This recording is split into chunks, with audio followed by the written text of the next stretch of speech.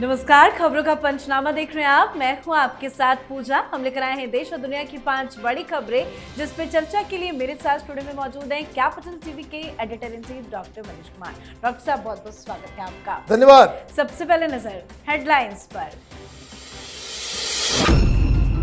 PM Modi को Cyprus में मिला सर्वोच्च नागरिक सम्मान। पीएम बोले ये 140 करोड़ भारतीयों का सम्मान।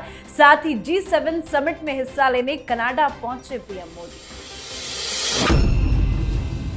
अहमदाबाद विमान हादसे की जांच तेजी से जारी। दूसरा ब्लैक बॉक्स भी बरामद। जांच एजेंसियों के हाथ लगा कॉकपिट वॉइस रिकॉर्डर। अब मिल सकते हैं अहम सुराग। देश में जातीय जनगणना को लेकर केंद्र सरकार ने जारी किया गजट नोटिफिकेशन। 2 फेज में होगी जनगणना, तैयारियां हुई तेज। सिंधु जल पर मोदी सरकार का फाइनल एक्शन प्लान तैयार। बूंद बूंद को तरसेगा पाकिस्तान। 113 किलोमीटर नहर से पंजाब, हरियाणा, राजस्थान तक पहुंचेगा पानी। अमेरिकी एम्बेसी पर ईरान ने साधा निशाना। फायर की कई मिसाइलें। युद्ध के बीच ट्रंप ने किया बड़ा दावा। कहा भारत पाक में कराई सुलह, अब ईरान इजराइल की जंग रुकवाऊंगा। खबरों की शुरुआत में सबसे पहले बात पीएम मोदी की। 3 देशों की यात्रा के पहले चरण में साइप्रस पहुंचे प्रधानमंत्री मोदी को साइप्रस सरकार ने सर्वोच्च नागरिक सम्मान से नवाजा है। साइप्रस के राष्ट्रपति ने पीएम मोदी को grand cross of the order of Makarios 3 से सम्मानित किया है। इसके बाद राष्ट्रपति ने पीएम मोदी के साथ मीडिया को संबोधित करते हुए आतंकवाद के खिलाफ भारत की लड़ाई में खुले समर्थन का ऐलान भी किया। साथ ही पीएम मोदी आज साइप्रस दौरा खत्म कर कनाडा पहुंचे हैं। कनाडा में पीएम मोदी G7 समिट में शिरकत करेंगे। इस अंतर्राष्ट्रीय मंच पर पीएम मोदी कई वैश्विक नेताओं के साथ नजर आएंगे। इसी मंच पर ऑपरेशन सिंदूर के बाद पीएम मोदी और ट्रंप की भी मुलाकात होनी है। वाकई में ऐसी खबरें बेहद गर्व की बात होती है कि जब पीएम मोदी को इस तरह का सम्मान मिलता है। देखिए, पूरे हिंदुस्तान को इस पे गर्व होना चाहिए कि आपके पास एक ऐसा लीडर है जिसको पूरी दुनिया में इस तरह से सम्मानित किया जा रहा है। और प्रधानमंत्री ने कहा कि तमाम भारतीय 130 करोड़ जनता, उसके लिए ये सम्मान है। तो ये कोई छोटी मोटी बात नहीं है। जहां जाते हैं प्रधानमंत्री मोदी छा जाते हैं। और जिस तरीके से उनका रिसेप्शन वहां पे हुआ, जिस तरह से स्वागत किया गया, लग रहा था कि वो कोई हिंदुस्तान से बाहर नहीं है। यही खासियत है प्रधानमंत्री मोदी की। क्यों उनको दिया जा रहा है ये सारी चीजें? क्योंकि वहां टर्की का एक कब्जा है नदर इलाके में। ये एक आइलैंड है और वहां पे आप जाकर के इस देश को टर्की के आतंक से निपटारा दिलाने के लिए आप उनकी मदद के लिए खड़े होते हैं। तो आप ये समझिए कि साइप्रस की सरकार किस तरीके से बुलंद हो गई होगी कि भारत, जिसने अभी पाकिस्तान को धूल चटाया, टर्की के तमाम ड्रोन्स को गिराने में ये लोग कामयाब रहे, वही टेक्नोलॉजी, वही एयर डिफेंस सिस्टम वो साइप्रस पहुंचने वाला है। और इसलिए इस तरह के बोल्ड डिसीजंस के लिए साइप्रस ने प्रधानमंत्री मोदी को अपना सबसे बड़ा सिविलियन अवार्ड दिया है। अब वो जा रहे हैं कनाडा। वहां खालिस्तानियों ने कुछ और गेम बना रखा है।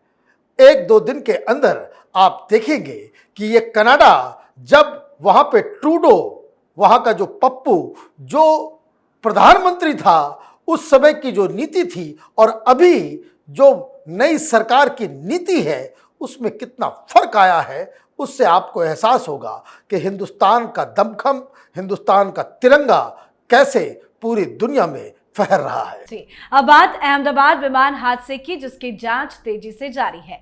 दुर्घटना के कारण का पता लगाने में अहम भूमिका निभाने वाले दूसरे ब्लैक बॉक्स के बरामद होने के बाद जांचकर्ताओं ने एयर इंडिया दुर्घटना मामले की जांच तेज कर दी है। कॉकपिट वॉइस रिकॉर्डर यानी CVR, जिसे आमतौर पर दूसरा ब्लैक बॉक्स भी कहा जाता है, उसे मलबे से बरामद किया गया है, जो एक बड़ी सफलता मानी जा रही है। कॉकपिट वॉइस रिकॉर्डर कॉकपिट के अंदर की सभी आवाजों को रिकॉर्ड करता है। है, जिसमें पायलटों के बीच बातचीत, रेडियो प्रसारण, अलार्म की आवाजें और दुर्घटना से पहले अंतिम क्षणों में होने वाली कोई भी पृष्ठभूमि की आवाज शामिल है। ऐसे में जांच में अब महत्वपूर्ण सुराग मिलने की उम्मीद है, जो दुर्घटना के कारणों और घटनाओं के क्रम को समझने में मदद भी करेगा। सर, जांच कैसे आगे बढ़ रही है? अब तो दूसरा ब्लैक बॉक्स भी मिल गया है। देखिए, वो बहुत ही अहम है और जो सबसे बड़ी चीज है कि जो AAIB ने जो कहा है कि जो कॉकपिट वॉइस रिकॉर्डर है उसमें जो चीजें रिकॉर्ड की गई हैं वो बिल्कुल सही सलामत तरीके से हमने उसको रिट्रीव कर लिया है। मतलब अब अकाट्य सबूत कि आखिरी क्षण पे पायलट क्या कह रहे थे, कॉकपिट के अंदर क्या बातचीत हो रही थी, बाहर क्या बातचीत हो रही, जो बैकग्राउंड साउंड किस तरीके से था, तो ये सारी चीजें, जैसे कुछ लोग कह रहे हैं कि एक ब्लास्ट की आवाज सुनाई दी, कोई कह रहा है कि नहीं वो इंजन काम नहीं कर रहा था, तो ये जो आपस में पायलट जो बात कर रहे होंगे आखिरी मौके पे वहां पे क्या चल रहा था, क्योंकि लिफ्ट होते ही ये बताया जा रहा है कि कम्युनिकेशन सिस्टम वो डाउन हो गया था जब आखिरी मोमेंट पे प्लेन जमीन की तरफ जा रहा था। तो ये सारी बातें कब कैसे क्या हुआ वो पायलट की जुबानी जांच एजेंसियों को मिलेगी। अब जांच कुछ और दिशा में भी चल रही है। IB, NIA, home ministry, ministry of civil aviation, तमाम इस तरह की मंत्रालय और एजेंसियों का एक बड़ा टीम तैयार किया जा रहा है, जो ना सिर्फ इस हादसे का बल्कि इसके अलावा फ्यूचर में इस तरह की चीजें ना हो उसके लिए एक पूरे तरीके से एक नए किस्म की नीति बनाने की ओर भारत सरकार आगे बढ़ रही है। जो हादसा हुआ उसकी जांच तो हो ही रही है, इस तरह के हादसे को कैसे रोका जा सकता है इसके ऊपर सरकार अब आगे बढ़ रही है। जी, तो उम्मीद है जल्द जांच पूरी हो और सच्चाई दुनिया के सामने आए। साथ ही देश को लंबे समय से जनगणना का इंतजार था, जो अब खत्म होता दिख रहा है। गृह मंत्रालय ने जनगणना अधिनियम 1948 के तहत जनगणना और जातीय जनगणना से संबंधित आधिकारिक गजट नोटिफिकेशन जारी कर दिया है। इसके बाद विभिन्न संबंधित एजेंसियां सक्रिय भी हो गई है। अब स्टाफ की नियुक्ति, प्रशिक्षण, फॉर्मेट तैयार करना और फील्ड वर्क की योजना बनाना शुरू किया जाएगा। ये 2011 के बाद देश की पहली जनगणना होगी। जनगणना का काम 2 फेज में पूरा होगा। पहला फेज लद्दाख और जम्मू कश्मीर, हिमाचल प्रदेश और उत्तराखंड के बर्फीले क्षेत्रों के लिए 1 अक्टूबर 2026 को शुरू होगा। देश के बाकी हिस्सों के लिए दूसरा फेज 1 मार्च 2027 को शुरू होगा। अब तो ऑफिशियली नोटिफिकेशन भी जारी कर दिया गया है। सरकार की आगे की तैयारी क्या है? देखिए, जनगणना होना ही था। एक नया एलिमेंट आया है कि इस बार कास्ट सेंसस भी होगा, साथ में जाति भी पूछा जाएगा। अब बहुत सारे सवाल उठ रहे थे कि भाई ये क्यों लिया गया फैसला, इसका मकसद क्या है। तो ये पहले भी होता था, कोई नई बात नहीं है। अंग्रेजों के ज़माने कास्ट सेंसस होता था तो परसेंटेज उसमें कोई नई जानकारी इस सेंसस से नहीं आने वाली। लोगों को मालूम है कौन सी जाति कितने प्रतिशत में किस इलाके में रहते हैं, ये सारी चीज़ें फॉर्मेलिटीज़ है। लेकिन इसका पॉलिटिकल इम्प्लीकेशंस क्या है? राहुल गांधी जो इतना दिनों से कास्ट सेंसस, जाति जनगणना होनी है, जाति जनगणना होनी है, हालांकि कर्नाटक में आपने देखा कि जाति जनगणना हो गया, रिपोर्ट भी आ गई, रिपोर्ट को लेकर के कांग्रेस पार्टी आपस में ही लड़ गई और उसके बाद इन्होंने कहा कि भाई जाति जनगणना जो हमने कराया था सर्वे, कास्ट सर्वे, उसको हम डंप करते हैं। इन्होंने बैक बर्नर में डाल दिया। लेकिन यहाँ अब 2027 से, मार्च 2027 से जब ये काउंटिंग शुरू होगी तो ये आप ये समझिए कि 2029 के बाद ही उसका रिजल्ट आएगा।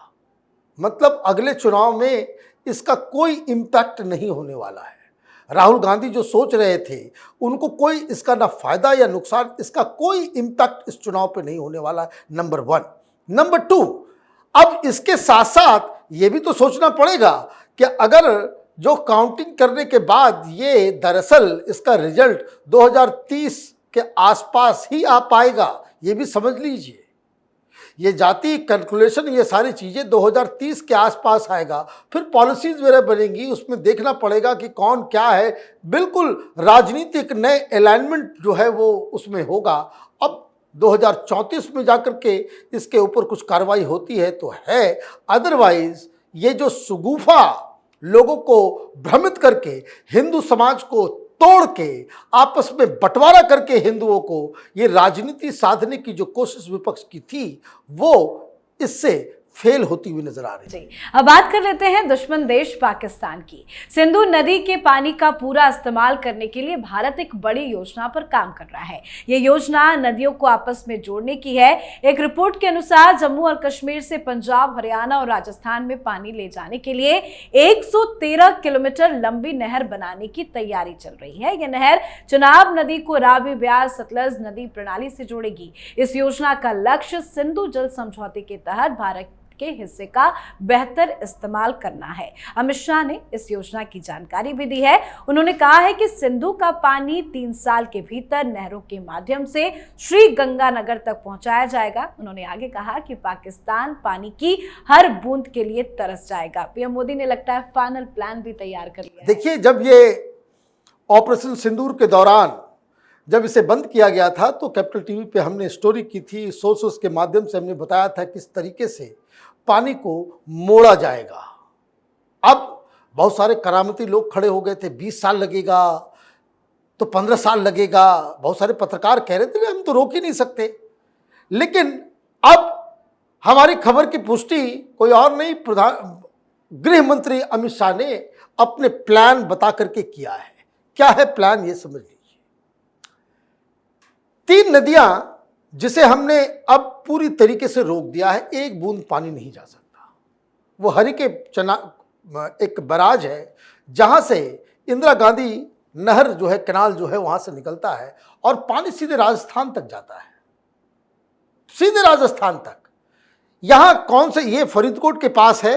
ये आप समझिए कि ये कहां का पानी आता है तो 3 नदियों का पानी वहां पे आकर के रुक जाता है, सतलज, रावी और व्यास का। अब ये जो प्रधानमंत्री ने प्लान बनाया है कि जो 3 नदियां जो सीधी सीधी पाकिस्तान में जाती थी, तो चनाब के ऊपर आप देखिए, क्योंकि वो ऊंचाई पे है तो वहां से ही अंडरग्राउंड टनल्स बनाए जाएंगे। पहाड़ के अंदर से टनल बनेगा और टनल बनाने में जिस तरीके से हम लोगों ने मेट्रो देश में बनाया है, जिस तरह से और भी टनल्स हम लोग बना रहे हैं, तो वो टेक्नोलॉजी हमारे पास बहुत मजबूत है, बहुत कारगर भी है। तो वो जो पानी चनाब का है, इन टनल्स के जरिए ये रावी, सतलज और व्यास नदी का जो रिवर वाटर मैनेजमेंट सिस्टम है, वो जो कनाल सिस्टम है, उस पानी को जोड़ दिया जाएगा। मतलब चनाब का पानी एक तो बगलिहार और सलाल डैम से हम रोक ही पाते हैं, रोकने के बाद फिर तो वो ज़्यादा पानी होगा, फिर तो बहेगा ही, फिर भी जाएगा। लेकिन अगर वहाँ से हम पानी को डाइवर्ट कर दें टनल के जरिए, पहाड़ के अंदर ही टनल खोद के, और वो पानी वो लगातार इस सिस्टम में आएगा, तो पानी पंजाब, हरियाणा होते हुए राजस्थान जाएगा और इंदिरा गांधी जो कनाल है, इंदिरा कनाल के जरिए पूरे राजस्थान, बाड़मेर, जैसलमेर, सारे जगहों पे जाएगा। लेकिन ये प्लान ए है। कुछ दिनों के बाद प्लान बी भी आप सुनेंगे कि जब झेलम और इंडस के पानी को हिंदुस्तान भारत में रोकने का अगला स्टेप लेगा। जी बिल्कुल। अब बात आज की आखिरी खबर की। डोनाल्ड ट्रंप ने इजराइल ईरान से शांति के लिए डील करने की अपील की है। उन्होंने उम्मीद भी जताई है कि दोनों कट्टर दुश्मन समझौता करेंगे। डोनाल्ड ट्रंप ने साथ ही दावा किया कि उन्होंने हाल ही में भारत और पाकिस्तान के बीच चल रहे झगड़े को खत्म करने में सफलतापूर्वक हस्तक्षेप किया था। उन्होंने कहा ठीक इसी तरह इजराइल और ईरान के बीच भी जल्द ही शांति होगी। अब कई कॉल और मीटिंग भी चल रही है। तो दूसरी तरफ ईरान और इजराइल के बीच में छिड़ी जंग अब खतरनाक मोड़ पर पहुंचती नजर आ रही है। इजराइल के तेल अवीव स्थित अमेरिकी दूतावास पर एक ईरानी मिसाइल गिरने की खबर ने अंतर्राष्ट्रीय स्तर पर चिंता और भय का माहौल पैदा कर दिया है। इस हमले में दूतावास की बिल्डिंग का एक हिस्सा पूरी तरह से नष्ट हो गया है। हालांकि राहत की बात यह रही कि किसी की जान नहीं गई है। ट्रंप अब दावा कर रहे हैं कि वो अब ईरान और इजराइल का युद्ध रुकवा देंगे। भाई ट्रंप क्या बोलते हैं, कैसे बोलते हैं? He is one of the worst president America ever had. अभी 2 दिन पहले वो कह रहे थे ईरान को चेतावनी दे रहे थे कि हमारे एसेट के ऊपर अगर तुमने हमला कर दिया, कोई नुकसान पहुंचाया, तो फिर तुम्हें जमींदोज कर देंगे, तुम्हारा नामो निशान मिटा देंगे। लीजिए, तेल अवीव के अंदर जो है वो अमेरिकन एम्बेसी पे ही मार दिया। आज ऑफिशियली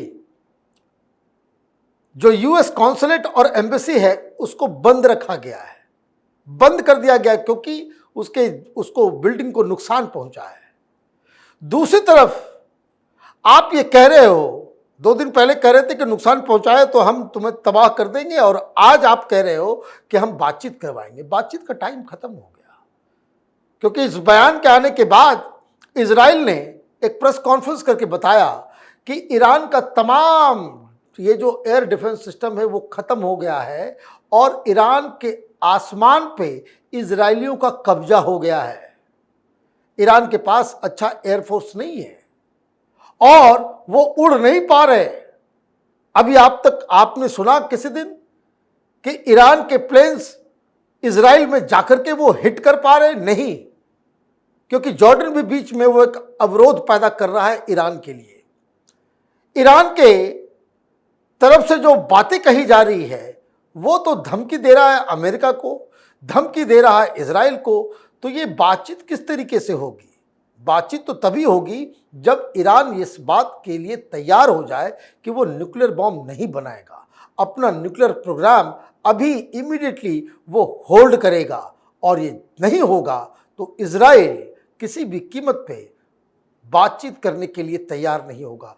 तो ट्रंप साहब अपने हिसाब से जो मनाता है वो बोलते हैं। वो एक आत्ममुग्ध व्यक्ति हैं, उनको लगता है कि वो सब कुछ कर सकते हैं, इम्पॉसिबल को पॉसिबल में बदल सकते हैं। भाई रुकवा दिया क्या हिंदुस्तान पाकिस्तान? भाई पानी तो हम रोक ही रहे हैं, हमारा ऑपरेशन जारी भी है, वैसे क्या हुआ? कोई इससे फर्क थोड़ी पड़ता है। ट्रंप साहब निराले व्यक्तित्व के व्यक्ति हैं, और मुझे लगता है कि जिस हिसाब से वो बड़बोलापन उनका जो है वो अमेरिका के लिए खतरनाक हो। जी, बहुत बहुत धन्यवाद सर समझाने के लिए। धन्यवाद। तो खबरों का पंचनामा में आज के लिए फिलहाल इतना ही। देश विदेश की बाकी खबरों और उनके सटीक एनालिसिस के लिए देखते रहिए कैपिटल टीवी। हमें लाइक कीजिए, शेयर कीजिए और कैपिटल टीवी को सब्सक्राइब कीजिए। नमस्कार।